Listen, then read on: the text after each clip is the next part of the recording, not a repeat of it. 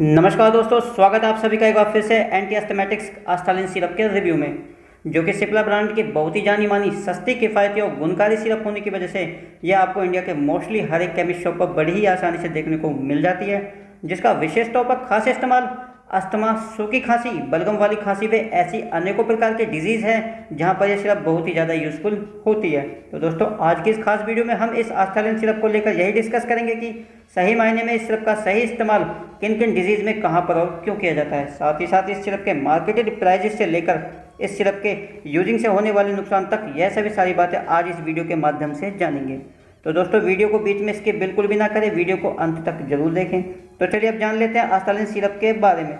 दोस्तों, इस सिरप में हमको एक ही कंटेंट्स देखने को मिलता है और वह है साल्ब्यूटामॉल सल्फेट, जो कि इस सिरप के ईच 5 ml यानी कि प्रत्येक चम्मच में हमको मिलता है 2 मिलीग्राम, जैसा कि आप देख पा रहे हैं। दोस्तों, यहाँ पर ध्यान देने योग्य बात यह है कि यह सिरप एक ब्रोंकोडायलेटर है, क्योंकि यह हमारी सांस से संबंधित अस्थमेटिक्स जैसी प्रॉब्लम को दूर करने के लिए वे सडनली रिलीफ पहुंचाने के लिए बहुत ही कारगर सिरप होती है। क्योंकि यह हमारी सांस की नली में मौजूदा अंगों को उत्तेजित करती है, यानी कि प्रभावित करती है, जिससे कि हमारी सांस की नली की मांसपेशियां स्थिर यानी कि ढीली हो जाती हैं। इससे गला खुलने से रुकी हुई सांस खुलकर आने लगती है और रोगी को सडनली आराम पहुंचता है। इस तरह की ज़्यादातर समस्या आपको दमा यानी कि सांस के रोगियों में अक्सर देखने को मिल जाती हैं। साथ ही साथ इसका इस्तेमाल सूखी खांसी व बलगम वाली खांसी, जो कि आपको सर्दी व बदलते मौसम में बच्चे व बड़ों दोनों में देखने को मिल जाती है।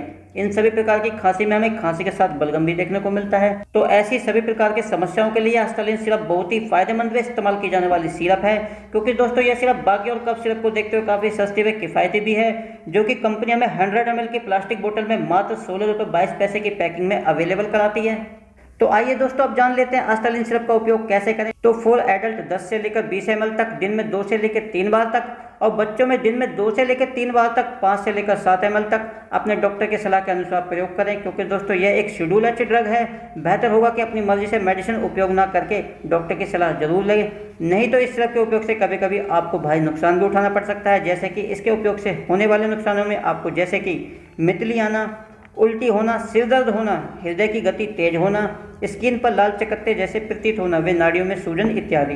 साथ ही साथ जो महिलाएं गर्भ से हैं या छोटे बच्चे को स्तनपान कराती है यानी कि दूध पिलाती हैं, ऐसी महिलाएं मेडिसिन उपयोग में सावधानी जरूर बरतें। इसके साथ ही जो व्यक्ति या महिलाएं heart, liver, kidney, gastric ulcer व डायबिटीज जैसी समस्याओं से पीड़ित हैं, तो ऐसे व्यक्ति डॉक्टर की सलाह के बाद ही इस सिरप को प्रयोग में लाएं।